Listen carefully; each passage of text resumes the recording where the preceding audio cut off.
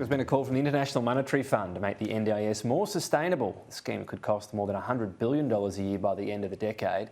The government has launched a review of the scheme. Joining me now is Government Services and NDIS Minister Bill Shorten. Thanks for your time. Good morning, Tom. It was a pretty stark warning.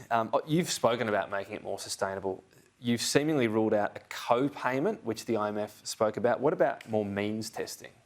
Listen, the IMF's got its place, but different day, different language. They seem to say the same solutions for everything. Lower pensions, deregulate the labour market and broad-based consumption tax. So, you know, I guess from their lofty building in New York on the 30th floor or the 100th floor, maybe that looks like the simple solution, but it isn't. Is that a no to means testing as well? Means testing, we haven't even considered it. It's not even on the menu. I guess the other thing I would make clear here is we don't means test education. We don't means test Medicare.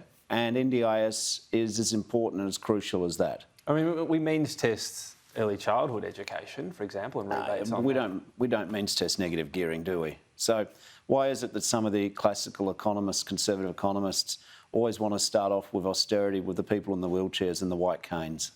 So, okay. but there is a serious issue of sustainability. I'm not going to get distracted by the IMF's sort of, you know... Yeah, because you've got this review. So is it allowed to canvass? Will the review sort of have options to make it more sustainable?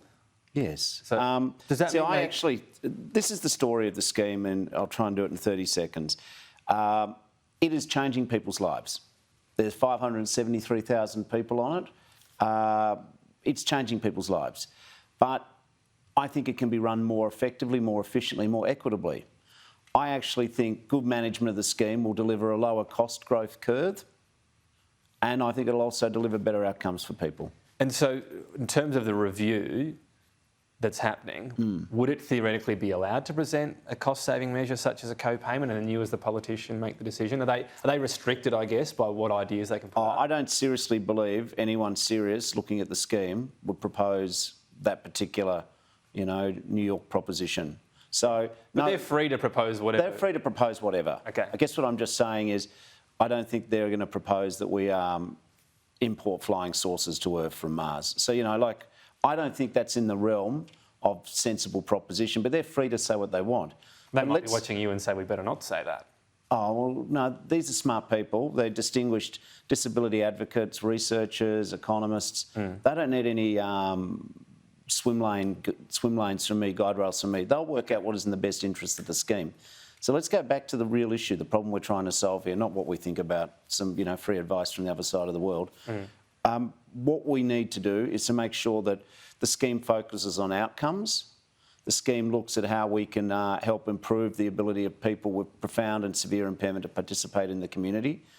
I think there are improvements that can be made which will make the experience of the scheme better for the person in the scheme, but also make it better for the taxpayer. Yeah, no, that can be around, for example, employment outcomes where it's win everywhere. It's employment, so, but not just that. I think, listen, at the heart of it, I think there is fraud from some of the crooks, opportunists. Wherever there's a big pile of government money, opportunists come, and I don't think sufficient attention's been paid to preventing that.